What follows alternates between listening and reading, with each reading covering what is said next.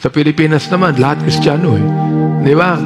Hindi naman talaga kina-qualify natin kung sino yung Kristiyano eh.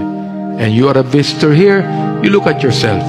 You say, I'm a Christian. Pero kung tanungin mo sa sarili mo, paano ka naging Kristiyano? Palagay mo kaya sa paghalik mo sa mga imahen, Kristiyano ka na? O kaya naman, dahil lang sa binindigan ka, Kristiyano ka na? Paano ka naging Kristiyano? Sapagkat pag hindi mo alam kung paano ka naging Kristiyano, hindi mo rin alam kung paano mabuhay bilang Kristiyano. Hello? Am I right? Ngayon, pag sinabi kong Kristiyano, ang binabanggit ko yung biblical believer o yung Bible believer. If you do not know how you can know Jesus Christ, how can you live like Christ?